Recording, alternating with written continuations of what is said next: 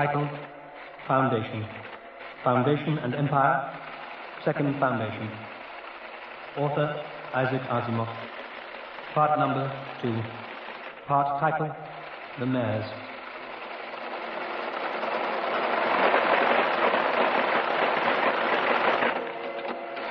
Encyclopedia Galactica, 116th edition. Entry, The Four Kingdoms. The name given to those portions of the province of Anacreon which broke away from the First Empire in the early days of the Foundation era to form independent and short-lived kingdoms. The largest and most powerful of these was Anacreon itself. Undoubtedly, the most interesting aspect of the Four Kingdoms involved the strange society forced temporarily upon it during the administration of Salvor Hardin.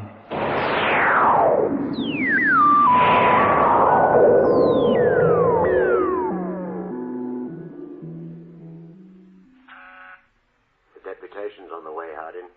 You'd better come in, Lee. I need one person on my side of the fence.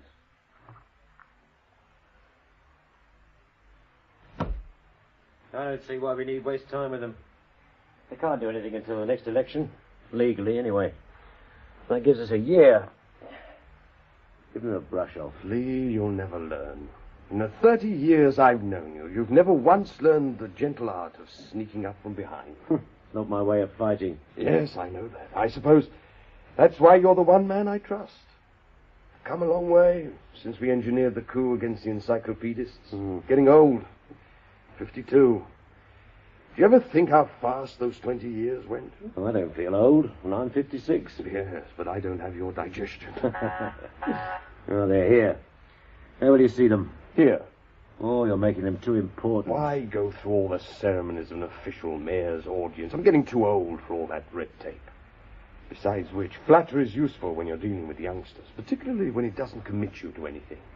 Sit down, Lee. Give me your moral backing. I'll need it with this young fellow, Cermak. Cermak's dangerous, Harding. He's got quite a following. Don't underestimate him. Have I ever underestimated anybody? Well, then, have him arrested. You can charge him with something later. Here they are.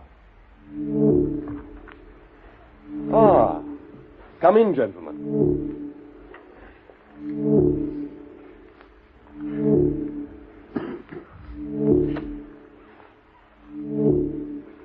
Councilman Cermak, I've been anxious to see you ever since your very excellent speech last month.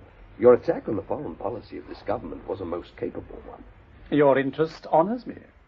The attack may or may not have been capable, but it was certainly justified. Perhaps. You're entitled to your opinions, of course. Still, you are rather young. It is a fault that most people are guilty of at some point in their lives. You became mayor of the city when you were 2 years younger than I am now. Yeah, I take it that you've come to see me now about the same foreign policy that annoyed you so greatly in the council chamber. Are you speaking for your colleagues, or must I listen to each of you separately? I speak for the people of Terminus, who are not truly represented in the rubber-stamped body called the Council. I see. Go ahead. It comes to this, Mr. Mayor. We are dissatisfied. By we, I take it you mean the people. I believe that my views represent the majority of the voters on Terminus. Yes. Does that suit you? Well, a statement like that's always the better for proof, but continue. You are dissatisfied. Yes. We are dissatisfied with the policy which for 20 years has been stripping Terminus defenseless against the inevitable attack from outside. I see. Therefore? It's nice of you to anticipate. And therefore, we are forming a new political party. One that will stand for the immediate needs of Terminus, and not for some mystic manifest destiny of future empire. We are going to throw you and your clique out of City Hall. Unless? There's always an unless, you know. Not much of one in this case. Unless you resign now. I'm not asking you to change your policies. I wouldn't trust you that far. Your promises are worth nothing. An outright resignation is all we'll take. I see. That's your ultimatum. Well, nice of you to give me warning. But you see, I rather think that I shall ignore it. Don't think it was a warning, Mr. Mayor. It was an announcement of principles and action. The new party has already been formed, and it will begin its official activities tomorrow. There is neither room nor desire for compromise. And frankly, it was only our recognition of your services to the city that induced us to offer you the easy way out. I didn't think you'd take it, but now my conscience is clear. The next election will be a more forcible and quite irresistible reminder that resignation is necessary. Good morning. Hold on. Sit down. In exactly what way do you want our foreign policy changed? I mean, do you want us to attack the four kingdoms now, at once, simultaneously? It is our simple proposition that all appeasement must cease immediately. Throughout your administration, you have carried out a policy of scientific aid to the kingdoms. You have given them atomic power. You have helped rebuild power plants on their territories. You have established medical clinics, chemical laboratories, and factories. Well, what's your objection? You have done this in order to stop them attacking us. With these as bribes, you have been playing a colossal game of blackmail, in which you have allowed Terminus to be sucked dry, with the result that we are now at the mercy of these barbarians. In what way? Because you have given them power, given them weapons, actually serviced the ships of their navies, they are infinitely stronger than they were 2 decades ago. Their demands are increasing, and with their new weapons, they will eventually satisfy all their demands at once by violent annexation of Terminus. Isn't that the way that blackmail usually ends? Of course. And your remedy? Stop the bribes immediately, while you still can. Spend your effort in strengthening Terminus itself, and attack first. Are you finished? For the moment. Well then, do you notice the maxim on the wall behind me? Violence is the last refuge of the incompetent. An old man's doctrine, Mr. Mayor. Now, I applied it as a young man, Mr. Councilman, and successfully. You were probably busy being born when it happened, but perhaps you may have read something of it when you were at school. Anacreon then, as now, the most powerful of the four kingdoms, demanded and actually established a military base upon Terminus, and the then rulers of the city, the encyclopedists, knew very well that this was only a preliminary to taking over the entire planet. That is how matters stood when I assumed actual government. What would you have done? Well, that's an academic question. Of course, I know what you did. But perhaps you don't get the point. The temptation was great to muster what force we could, put up a fight.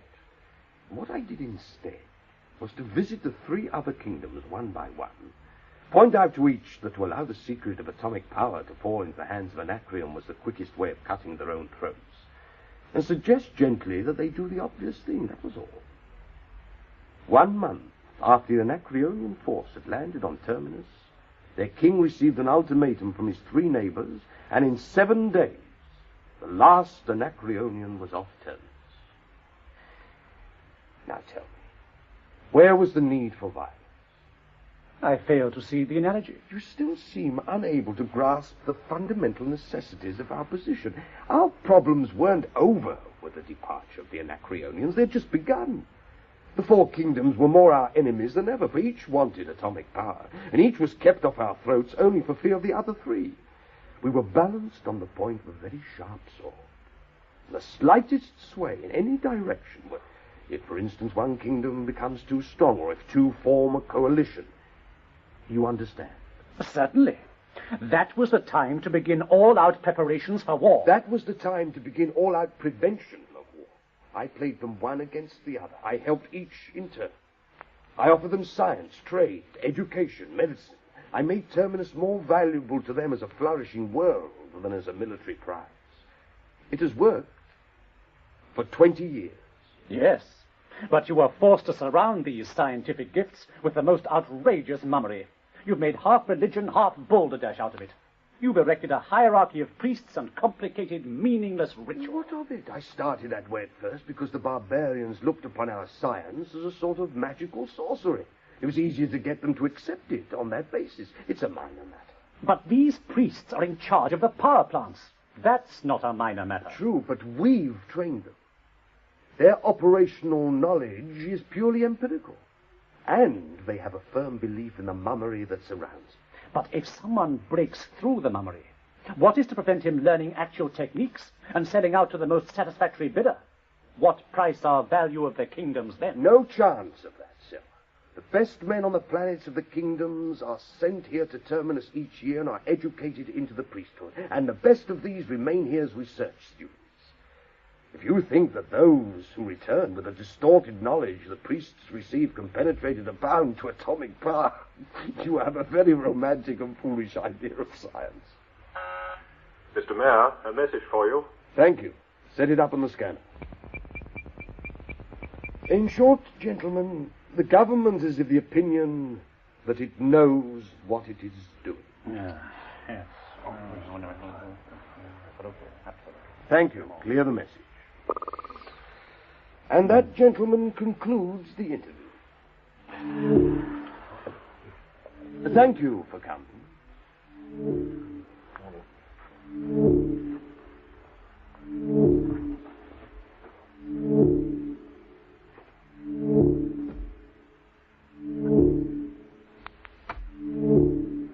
Well, Lee, how far do you think he'll go? I'm not sure. But treat him with kid gloves and he's quite liable to win the next election just as he says. Oh, quite likely. Very likely. If nothing happens first. Cermak has a following. What if he doesn't wait until the next election?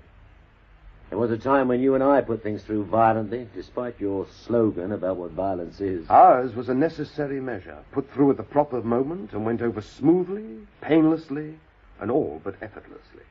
As for Cermak, he's up against a different proposition. You and I, Lee, aren't the encyclopedists. We stand prepared. However, put your men onto these youngsters in a nice way. Don't let them know they're being watched. Cermak and his men have been under surveillance for a month now. All right. By the way, Ambassador Verisov is returning from Anacreon. Was that the message? Yes. Are things breaking already? I don't know. I can't tell until I've heard what Verisov has to say. They may be, though. What are you looking so worried about? Because I don't know how it's going to turn out. You're too deep, Hardin. And you're playing the game too close to your chest.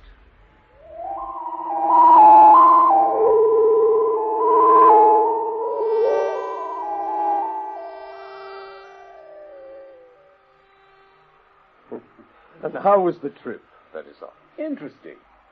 There was a priest in the next cabin who, on his way here to take a course in the preparation of radioactive synthetics for the treatment of cancer. Surely he didn't call it radioactive synthetics. Certainly not. To him it was the holy food. He inveigled me into a theological discussion and did his level best to elevate me out of my sordid materialism. One never recognized his own high priest. Without my crimson robe. Besides, he was a Smyrnian. It was an interesting experience, though. It's remarkable, Hardin, how the religion of science has caught on. I've written an essay on the subject. Really? Well, entirely for my own amusement. It wouldn't do to have it published. Treating the problem sociologically, it would seem that when the old empire began to rot at the fringes, science, as science, failed the outer world. To be reaccepted, it would have to present itself in another guise, and it has done just that. Oh, it works out beautifully when you use symbolic logic to help out. Interesting. Now, what about the situation on Anacreon? Bad. Obviously. Otherwise you wouldn't be here. Here's the position. The key man on Anacreon is the Prince Regent Vinus. He's King Leopold's uncle. I know. But Leopold is coming of age soon, isn't he? Yes, if he lived. His father died under suspicious circumstances. A needle bullet through the chest during a hunt. It was called an accident. Yes. I remember Vinus when I was on Anacreon, before your time. But let's see now. If I remember, he was a dark young man. Black hair and a squint in his right eye. And he had a hooked nose. That's him. The hook and the squint are still there, but his hair's grey now. He plays the game dirty. Luckily, he's the most egregious fool on the planet. But he has unlimited self-confidence. Probably an overcompensated inferiority complex. Younger sons of royalty get that way, you know. That amounts to the same thing. He's foaming at the mouth with eagerness to attack the Foundation. Scarcely troubles to conceal it. And he's in a position to do it, too, from the standpoint of armament. The old king built up a magnificent navy. And Vinus hasn't been exactly sleeping the last couple of years. All right, then. I've got the background. What has actually happened? Well, 2 weeks ago, an Anacreonian merchant ship came across a derelict cruiser of the old Imperial Navy. Must have been drifting in space for at least 3 centuries. Yes, I heard about it. Board of Navigation has sent me a petition asking me to obtain the ship for the purposes of study. It's in good condition, I understand. In entirely good condition. When Vinus received your suggestion last week that he turn the ship over to the Foundation, he almost had convulsions. Hasn't answered. He won't, except with guns.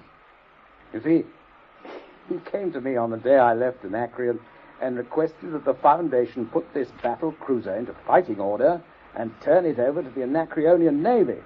He had the infernal gall to say that your note of last week indicated a plan of the Foundation to attack Anacreon.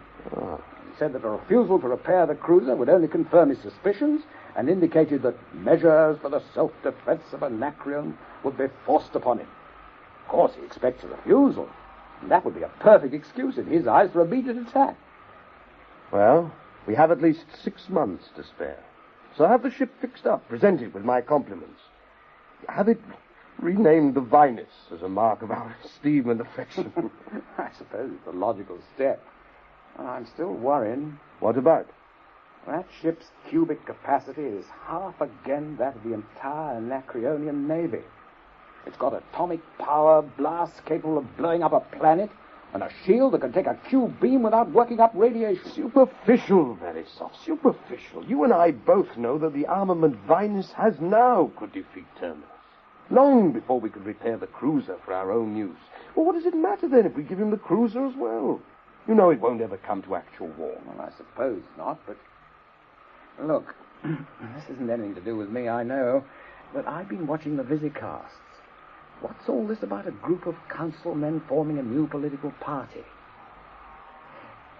Look, Harding, I know that you're in better touch with internal matters than I am, but they're attacking you with everything short of physical violence. How strong are they? Strong? Probably control the council after the next election. Not before. There are ways of gaining control besides election. What do you take me for? Vinus?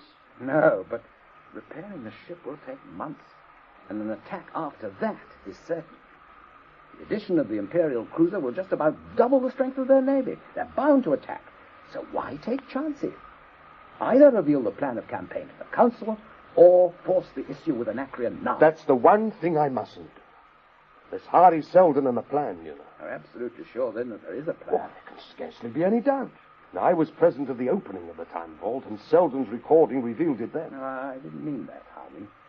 I just don't see how it could be possible to chart history for 1,000 years ahead. Maybe Seldon overestimated himself. Well, I'm no psychologist. Exactly. None of us are. But I did receive some elementary training in my youth, enough to know what psychology is capable of, even if I can't exploit his capabilities myself. There is no doubt that Seldon did what he claims to have done. Well, everybody knows the way things are supposed to go, but can we afford to take chances?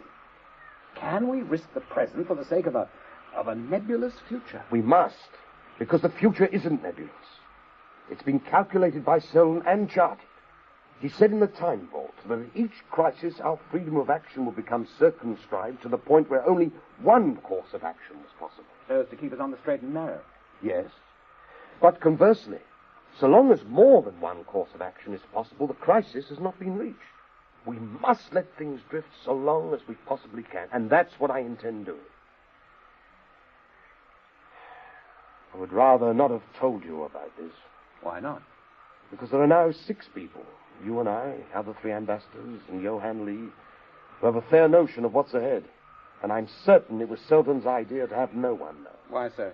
Because Seldon wanted us to proceed blindly, according to the law of mob psychology. As I once told you, I never knew where we were heading when I drove out the Anacreonians. My idea had been to maintain the balance of power, no more than that. It was only afterwards that I thought I saw a pattern in events. But I've done my level best not to act on that knowledge. Action due to foresight would have interfered with the plan. Then how do you expect to spot the right moment for action? It's spotted already. You admit that once we repair the battle cruiser, nothing will stop Vinus from attacking us? There will no longer be any alternative in that respect? Yes. All right. That accounts for the external aspect. You'll further admit that the next election will see a new and hostile council that will force action against Anacreon? There is no alternative there. No. So, as soon as the alternatives disappear, The crisis has come. I see. There's one thing that worries me. I've got the idea, it's just a notion, that the external and internal pressures were planned to come to a head simultaneously. As it is, there's a few months' difference. Vinus will probably attack in 6 months, but the elections are still a year off. Is 6 months' difference that important? I don't know. Anyway, there's one thing I have decided. What's that? When the crisis does begin to break, I'm going to be on Anacreon.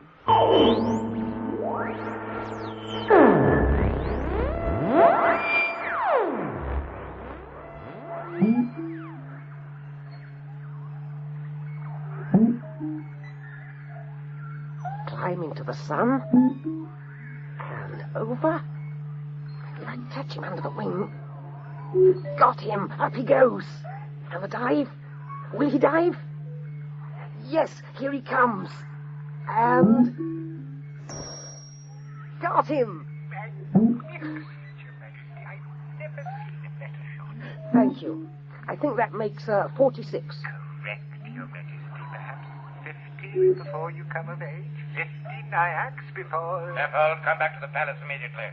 There are more important things than Nyack hunting now. But, Uncle... Do as I say.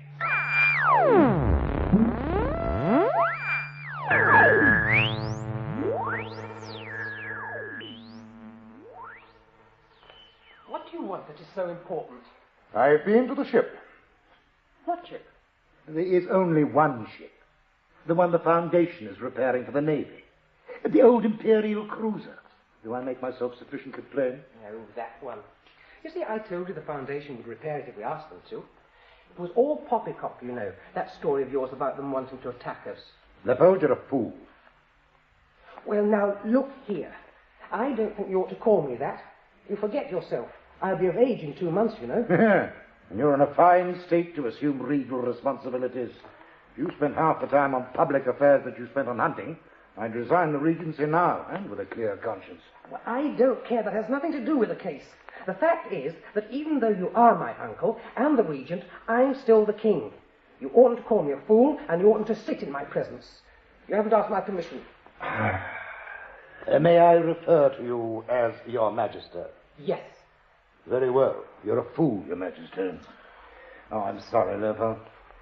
I shouldn't have spoken harshly, but I know that your youthful spirits are impatient of the dry detail of statecraft. Well, that's all right. However, you will come of age in 2 months. Moreover, in the difficult times that are coming, you will have to take a full and active part. You will be king henceforward, Leopold. Yes, Uncle. There will be war, Leopold. War? There's been a truce with Smyrna. Not with Smyrna. With the Foundation itself. But, Uncle, they've agreed to repair the ship. You said... Leopold, there is to be war with the Foundation whether the ship is repaired or not. The Foundation is the source of all power and might. All the greatness of Anacreon, its ships, its cities, its people, its commerce, depends on the dribbles and leavings of power that the Foundation have given us. It seems to me we should be grateful. Grateful? Leopold, you will be king of Anacreon. Your children may be the kings of the universe if you have the power that the Foundation is keeping from us. There's something in that. After all, what right have they to keep it to themselves? It's not fair, you know. Anacreon counts for something, too. It seems that you're beginning to understand. And now, my boy, what if Smyrna decides to attack the Foundation on its own part, and thus gains all the power? How long do you think we could escape becoming a vassal state? How long would you hold on to your throne? You're absolutely right, you know.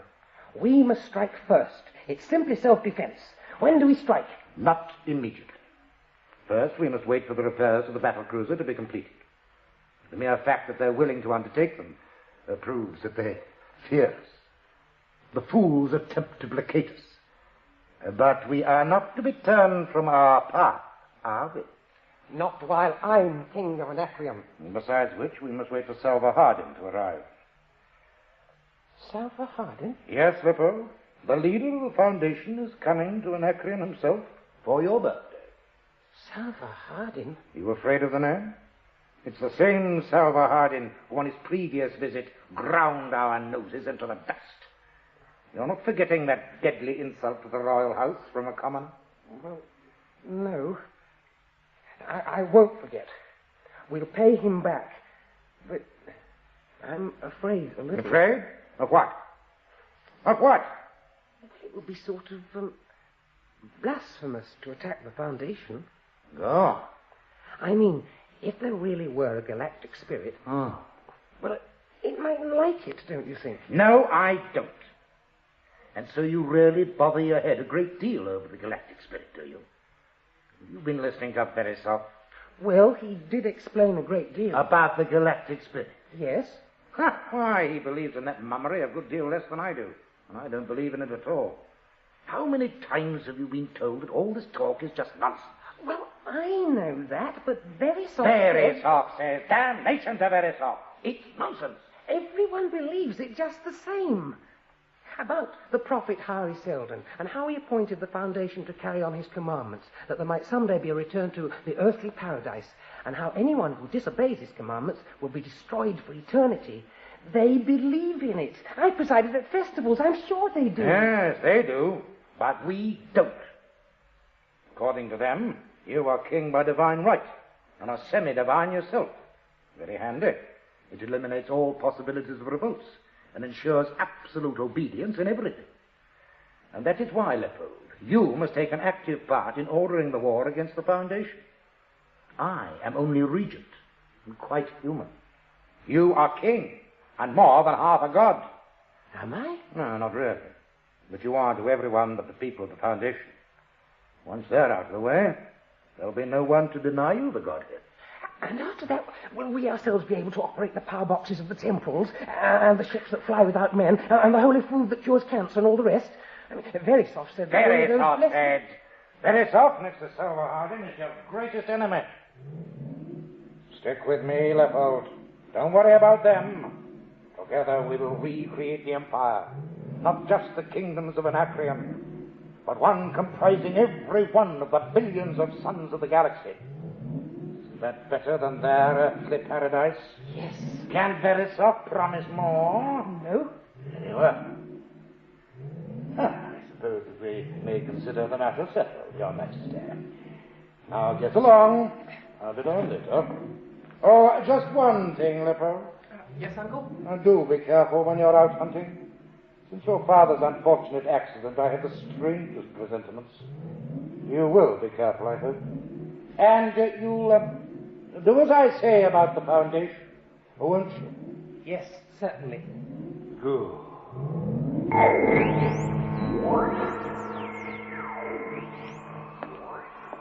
Gentlemen, may I present Louis Bort. Bort, this is Doko Balto. How do you do? And this is Len Taki. How are you? Delighted to meet you both. Now do sit down.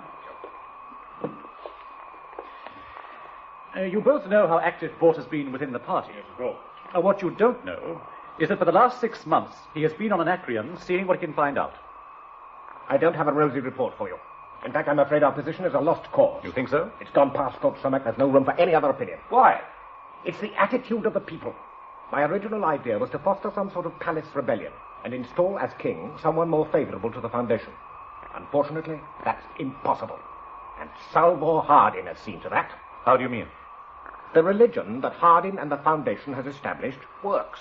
All you see here is a large training school for the priesthood that occasionally puts on a special show for the pilgrims. But that's all.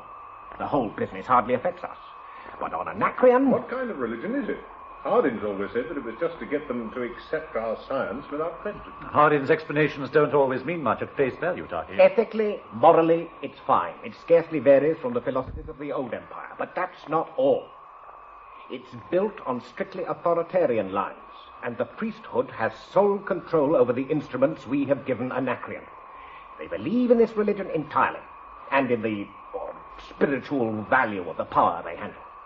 They form a hierarchy, at the apex of which is the king, who is regarded as a sort of minor god. He's an absolute monarch, and the people believe it completely, as do the priests. You can't overthrow a king like that. Hold on. You said that Hardin has done all this. How? The Foundation has fostered this delusion. We've put all our scientific backing behind this hoax, with the side effect that Hardin himself is virtually a god to the Anacreonians. And he's semi-holy. above even their high priest. What's Beresford doing there? Is he blind too? There was a time when he was a convinced actionist. I don't know what he's doing. He's high priest to them, but he seems to be a figurehead. There's something odd about it all. Is Hardin such a fool? Seems to be. There's something wrong. To cut our own throats so thoroughly and so hopelessly would require colossal stupidity. On the one hand, to establish a religion that would wipe out all chance of internal troubles, and on the other, to arm them. I don't see it.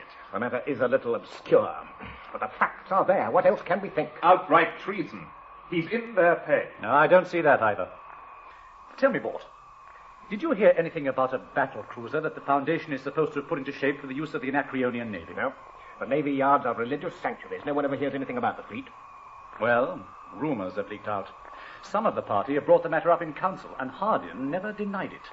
It might have significance. All of a piece with the rest. If true, it's absolutely crazy. He must have something. Some secret weapon. Yes, a huge jack-in-the-box that will leap out at the psychological moment and scare Vinus to death. If we have to rely on a secret weapon, we might as well blow ourselves out of existence here and now and save ourselves the agony of suspense. Then what it boils down to is this. Course. How much time do we have? I don't know. They never mentioned the Foundation. The entire media are given over to the approaching celebrations. What celebrations? Leopold comes of age next week. Well, we have months then. That gives us time. It gives us no time at all. I've told you that the king is a god. Do you suppose that he has to carry on a campaign of propaganda to get his people into a fighting spirit? When the time comes, Leopold gives the order and the people fight. He may give the order tomorrow, for all I know. Cermak! What is it, Neres? What's happened? Hardin's going to Anacreon. What? It's true. It was on the Visicaster just now. So, Waldo. You're right. Hardin sold us out. That leaves us no choice. I'm going to ask the council tomorrow that Hardin be impeached.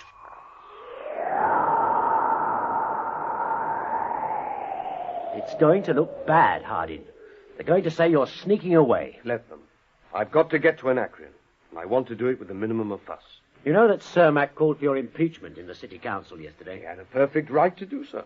And nevertheless, his motion was defeated. Yes, by a majority of 22, and we counted on a minimum of 60. Oh, it was close. Very. And after the vote, 59 members of the Actionist Party walked out of the chamber, but not until Cermak had denounced you as a traitor, and said that the council had condoned your treason, but that the name of his party wasn't Actionist for nothing. Now, what does that sound like? Trouble. And now you're chasing off at daybreak like a criminal.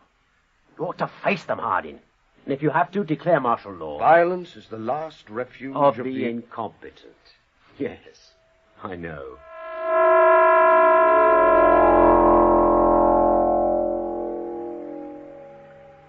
"20 years ago, the time vault opened, on the 50th anniversary of the beginning of the Foundation.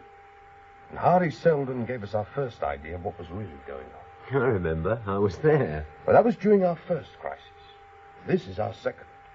And 3 weeks from today will be the 70th anniversary of the Foundation. Does that strike you as in any way significant? You mean he's coming again?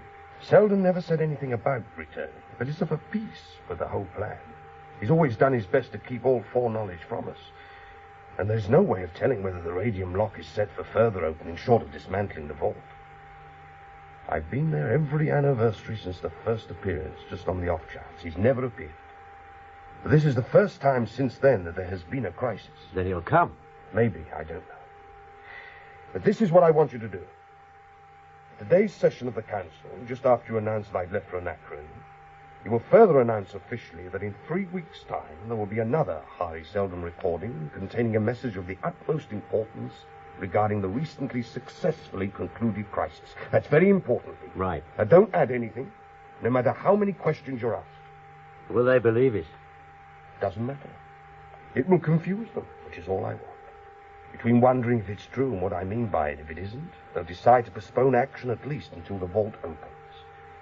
I'll be back considerably before then. Here we are. Well, goodbye, Lee. Goodbye. I hate to leave you in the frying pan like this, but there's no one else I can trust. Don't worry. Now, please, keep out of the fire.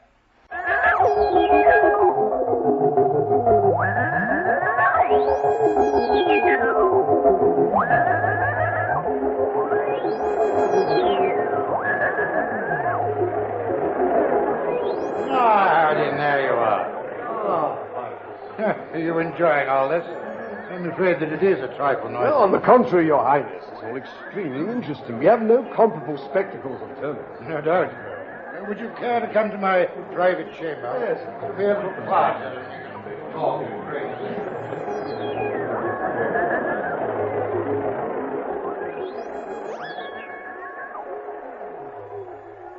Glass of wine? Thank you. Here you are, Harding. Thank you. Lepo the First, King of Anacreon. And soon to be Emperor of the Periphery. And further, who knows? The galaxy may even be reunited someday. Undoubtedly. By Anacreon. Why not? With the help of the Foundation, our scientific superiority over the rest of the Periphery will be indisputable. Well, yes, except that, of course, the Foundation's bound to help any nation that requests scientific aid. Due to the high idealism of our government and the great moral purpose of our founder, Hari Seldon, we're unable to play favorites.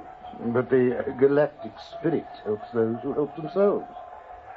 I quite understand that left to itself, the Foundation would never cooperate. Oh, I wouldn't say that. We repaired the Imperial cruiser for you, even though my board of navigation wanted it for research purposes. Research purposes? Aye. Yet you would not have repaired it if I had not threatened war. Oh, I don't know. I do. Look here, Hardin. You were on Anacreon once before. You were young then. We were both young. But even then we had entirely different ways of looking at things. You're what they call a man of peace, aren't you? I suppose I am. At least I consider violence an uneconomical way of attaining an end. Yes. I've heard.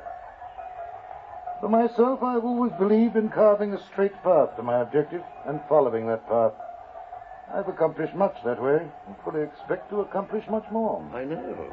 I believe you're carving such a path for you and your children, considering the unfortunate death of the late king, your elder brother, and the present king's precarious state of health. He is in a precarious state of health, is he not? You might find it advisable, Hardin, to avoid certain subjects. You may feel that your position as mayor of Terminus gives you a certain license, but you are wrong. I'm not one to be frightened of words. It's been my philosophy of life that difficulties vanish when faced boldly, and I have never turned my back upon one yet. I don't doubt that. And what particular difficulty are you refusing to turn your back on at the present moment? The difficulty of persuading the Foundation to cooperate. Our policy of peace has led you into making several very serious mistakes. Not everyone is as afraid of direct action as you are. For instance? For instance, you came to Anacreon alone and accompanied me to my chambers alone. And what's wrong with that? Nothing, except that outside this room there are 5 armed guards ready to shoot. I don't think that you can leave, Harry. I have no desire to leave. You then fear me so much? I don't fear you at all. But this may serve to impress you with my determination. Shall we call it a gesture? Call it what you please. I shall not concern myself over the incident, whatever you choose to call it. I'm sure that attitude will change with time. But you have made another error, Hardy, a more serious one. It seems that the planet Terminus is almost wholly undefended. Naturally, what have we to fear? We threaten no one's interests, and we serve all alike. Yet, while remaining defenseless, you allow us to arm ourselves with a navy which, since your donation of the Imperial cruiser, is quite irresistible. Your Highness, you're wasting time. If you mean to declare war, and informing me of the fact, you will allow me to communicate with my government at once. Sit down, Hardy. I am not declaring war, and you are not communicating with your government. When the war is fought, not declared, Hardy, enforced, the Foundation will be informed of it in due time by the atom blasters of the Anacreonian Navy. When will all this happen? The ships of the fleet left Anacreon exactly 50 minutes ago, at 2300 hours precisely. And the first shot will be fired as soon as they sight Terminus, which will be at noon tomorrow. You may consider yourself a prisoner of war. I am disappointed. Is that all?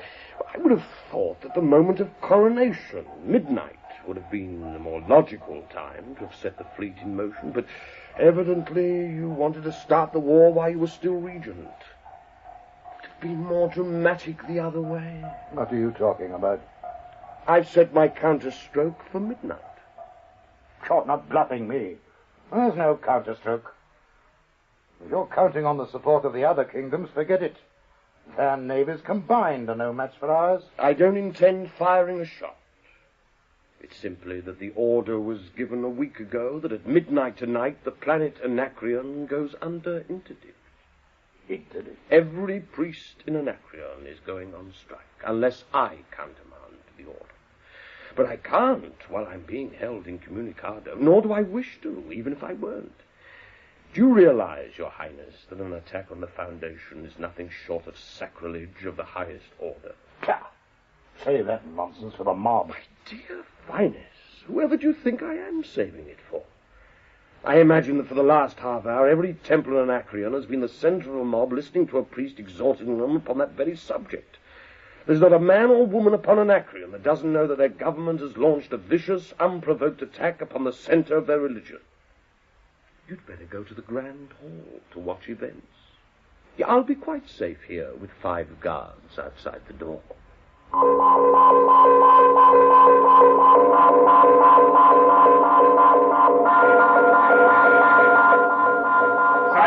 for the Prince Regent of Anacreon, His Royal Highness, Prince Vinus. People of Anacreon, it is almost midnight. The time has at last come for me to relinquish the regency. I present to you your King, Leopold I, by the grace of the Galactic Spirit, King of Anacreon.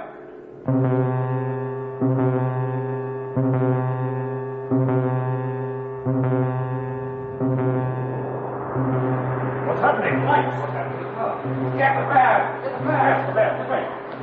There's no harm done. Keep your places. I'll return in a moment. Your Highness! Your Highness, the palace is surrounded by the people of the city. What do they want? The priest is ahead. The high priest very far. He demands the immediate release of Mayor Salvahardin and the cessation of war against the Foundation. Many of the riders have served the palace gate. Blast them out of existence.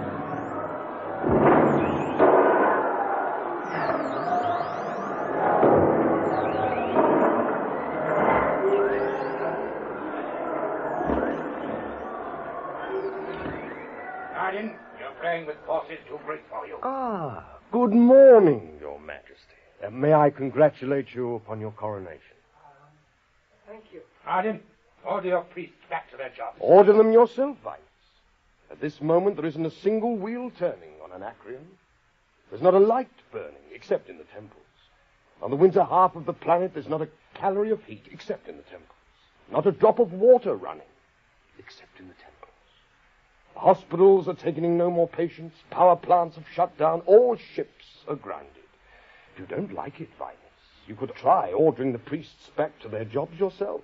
Very well, Arden. I will. If it's to be a showdown, so be it. We'll see if your priests can withstand the army. Tonight, every temple on the planet will be put under supervision. Very good. But how are you going to give the orders? Every line of communication on the planet's shut down. The only communicator on the planet that will work, outside the temples, of course, is the televisor right here in this room. And that is fitted only for reception. If you wish, you can order your army into the Argolid temple just outside the palace, and then use the ultra-wave sets there to contact the rest of the planet. But if you do that, I'm afraid that the army contingents will be cut to pieces by the mob. Then who will protect your palace, Vinus? And your life? We can hold out, John. Let the mob howl and the power die. When the news comes back that the Foundation has been taken, the mob will find out in what a vacuum their religion has been built, and they will desert the priests and turn against them. I give you until noon tomorrow, Arden, because you can't stop my fleet. They're on their way, Arden, and at their head, the great cruiser you yourself ordered repaired? Yes, the great cruiser I myself ordered repaired. Yeah, but in my own way. Huh? Tell me, Vinus, have you ever heard of an ultra-wave relay? No. Well, switch on the televisor. In about 2 minutes, you'll see what it can do to your ship. Oh, Would you care to sit down, Your Majesty? thank you. Very Oh, Vinus, do sit down. No. Who are you? What are you doing on the bridge of my ship? I am Hugo Award, one of the senior priests of Anacreon, and I wish to address your crew. Tend to your souls and your blessings, priest. I'll attend to the ship and its crew. Very well. Restrain him, then. Don't listen to him, man. For reception You men only. think you're doing? Take your hands off me this instant. He is our priest, Admiral, and we must obey him. And I am Silence! And listen to what I have to say. Silence! Open all communication channels for me, will you? I wish to address the ship.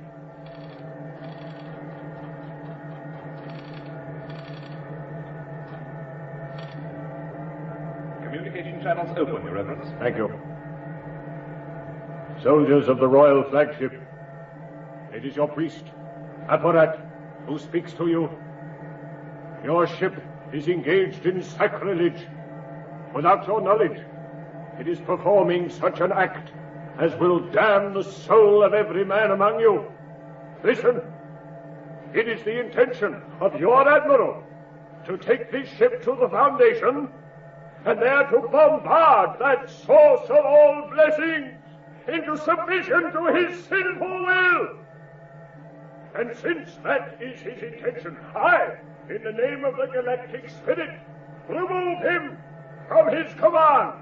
The divine king himself may not maintain his kingship without the consent of the Galactic Spirit. No, this is absolute rubbish. And because this ship is upon such a devil's errand, the blessing of the Spirit is removed from it as well. In the name of the Galactic Spirit, I curse this ship! What's happening? The ship is paralyzed. Paralyzed? What do you mean? The chief characteristic of a scientific religion is that its curses really work. The priest on Anacreon operates an ultra-wave relay, and a ship in deep space, fitted out by the Foundation, of course, is rendered helpless. What a curse. I now order that the one-time Prince Regent Vinus be imprisoned. What? And tried before an ecclesiastical court for his crimes. Rubbish!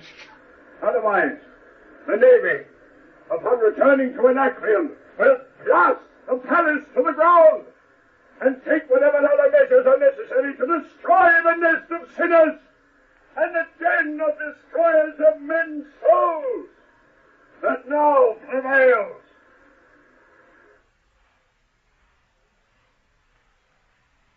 There is an old fable, as old perhaps as humanity, for the oldest records containing it are merely copies of other records much older. It might interest you, Vinus. A horse, having a wolf as a powerful and dangerous enemy, lived in constant fear of his life. Being driven to desperation, it occurred to him to seek a strong ally. Whereupon he approached a man and offered an alliance, pointing out that the wolf was likewise an enemy of the man.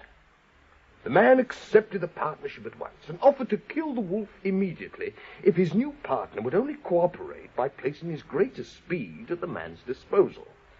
The horse was willing and allowed the man to place bridle and saddle upon him. The man mounted, hunted down the wolf and killed him.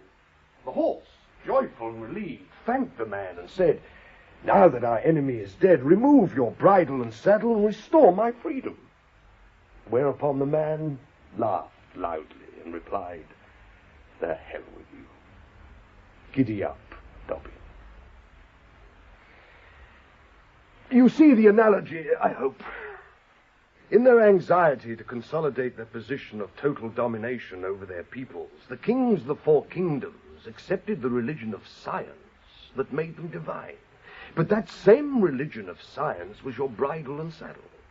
For it placed the lifeblood of atomic power in the hands of the priesthood, who take their orders from Terminus, not from you.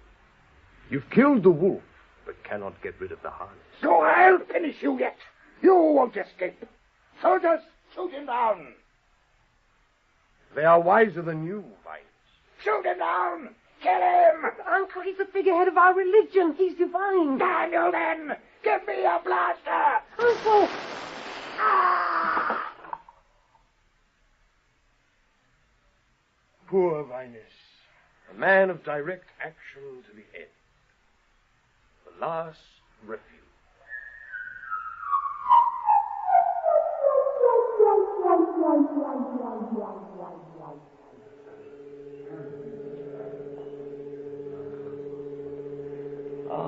Lee.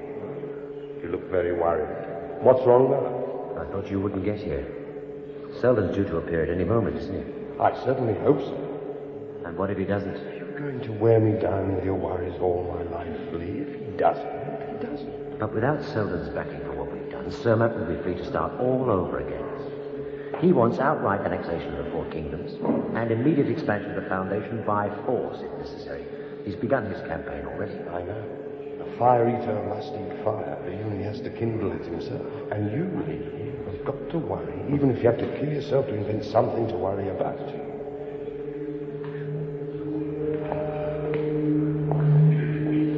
My God, Hardy, you were right. He is going to appear. Then have some respect for Seldon. Be quiet for a little while.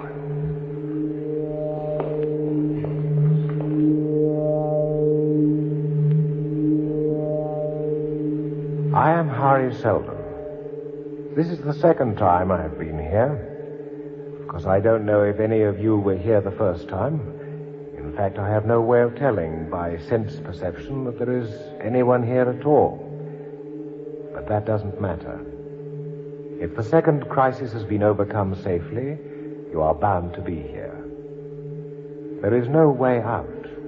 If you are not here, then the second crisis has been too much for you.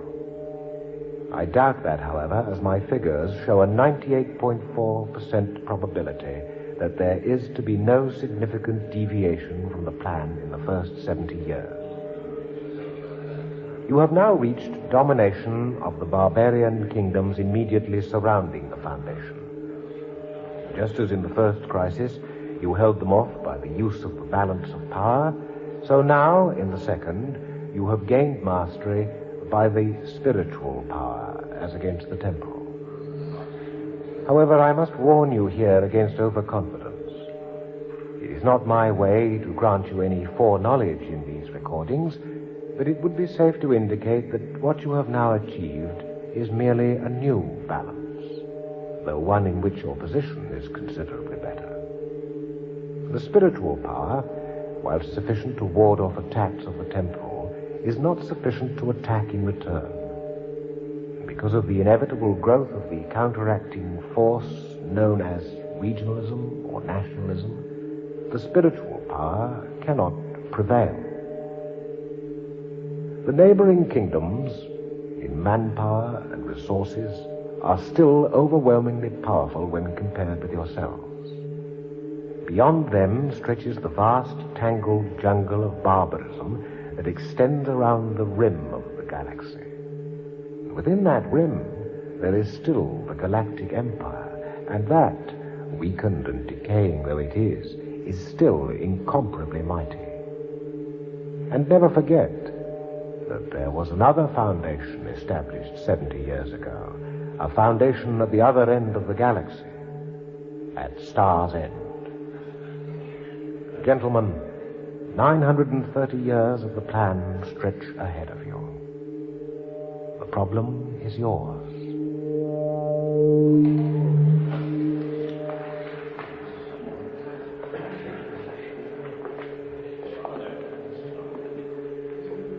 He didn't say when he'd be back. I know.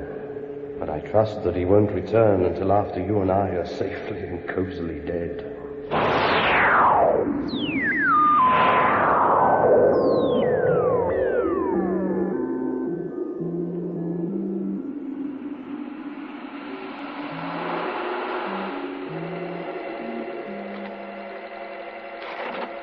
Title, Foundation. Foundation and Empire, Second Foundation. Author, Isaac Asimov. Audio adaptation, Patrick Chow. Part number 2. Part title, The mayors. Salvo Hardin, Lee Montague. Johann Lee, John Hollis. Vinus, Francis de Wolfe. Seth Cermak, John Sampson. Verisov, William Fox. Leopold I, Teddy Scully. Theo Apparat, Michael Kilgareth. Doka Walto, William Slay. Hari Seldon, William Edel. Encyclopedic readout, David Ballard. Producer, David Kane. Location, BBC Radiophonic Workshop.